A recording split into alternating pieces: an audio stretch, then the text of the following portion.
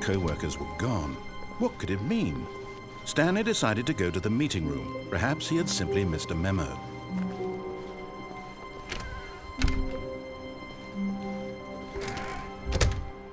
Oh, and I guess this is where Stanley felt he needed to be right now, in this little hallway. Here, with no distractions, to study room 417. Not to actually enter it. No. That would be far too forward. Stanley wanted to know it from the outside. To see it not just with his eyes, but with his heart. He would know room 417 as no man or woman had ever known an office before. That ladder over there. Oh, and that little picture of a horizon or something. It's all just a never-ending parade of joy for Stanley.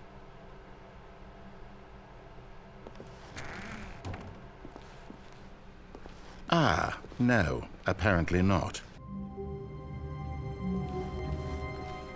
Already this was uncomfortable, and Stanley decided that as soon as he found a new space he felt safe in, that he would never leave it again in his life.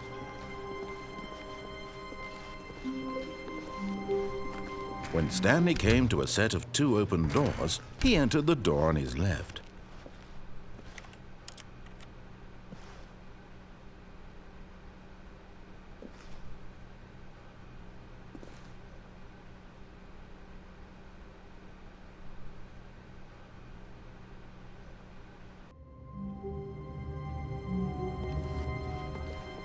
The meeting room. Yes, that's where everyone would be. Stanley just needed to get to the meeting room, and from then on, he would never be alone ever again.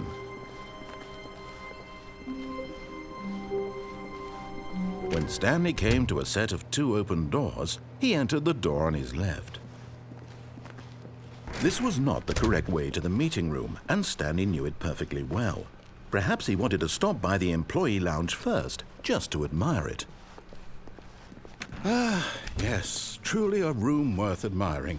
It had really been worth the detour after all, just to spend a few moments here in this immaculate, beautifully constructed room. But eager to get back to business, Stanley took the first open door on his left. Stanley was so bad at following directions, it's incredible he wasn't fired years ago. Look, Stanley, I think perhaps we've gotten off on the wrong foot here. I'm not your enemy, really, I'm not. I realize that investing your trust in someone else can be difficult, but the fact is that the story... What? Really? I was in the middle of something. Do you have zero consideration for others? Are you that convinced that I want something bad to happen to you? Why, I don't know how to convince you of this, but I really do want to help you, to show you something beautiful. Look, let me prove it. Let me prove that I'm on your side. Give me a chance.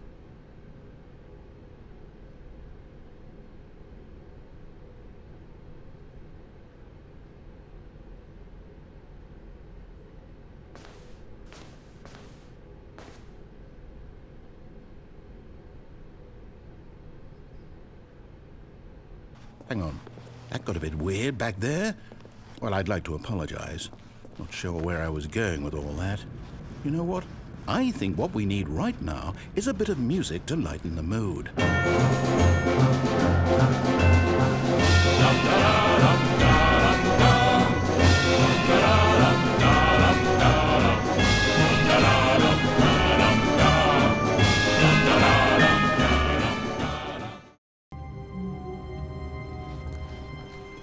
Just a step through this door, Stanley thought to himself, that's all I need.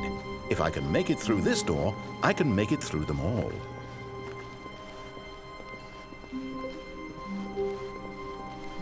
When Stanley came to a set of 2 open doors, he entered the door on his left.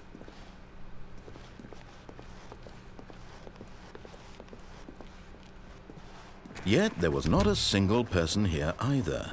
Feeling a wave of disbelief, Stanley decided to go up to his boss's office. Coming to a staircase, Stanley walked upstairs to his boss's office.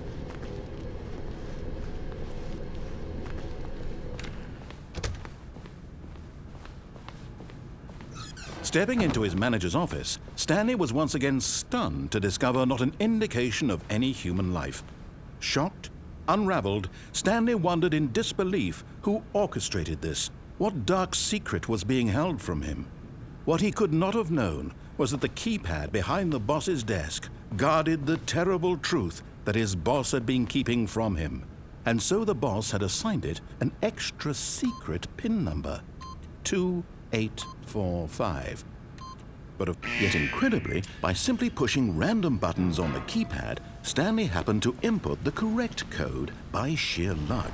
Amazing. He stepped into the newly opened passageway.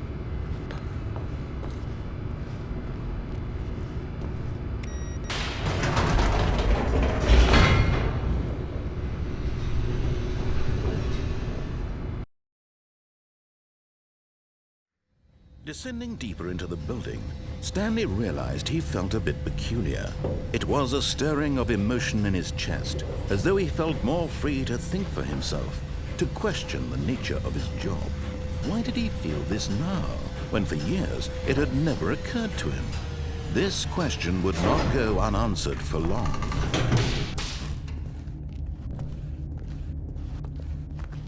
Stanley walked straight ahead through the large door that read Mind Control Facility.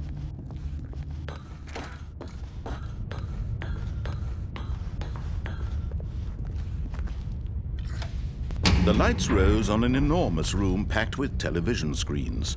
What horrible secret did this place hold? Stanley thought to himself. Did he have the strength to find out?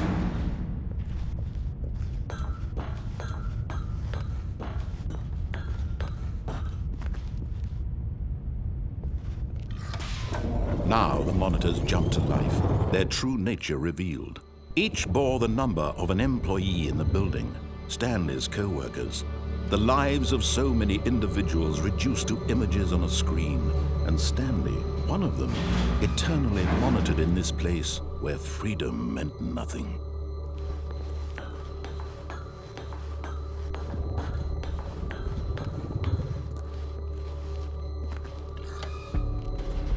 This mind control facility, it was too horrible to believe. It couldn't be true. Had Stanley really been under someone's control all this time? Was this the only reason he was happy with his boring job? That his emotions had been manipulated to accept it blindly?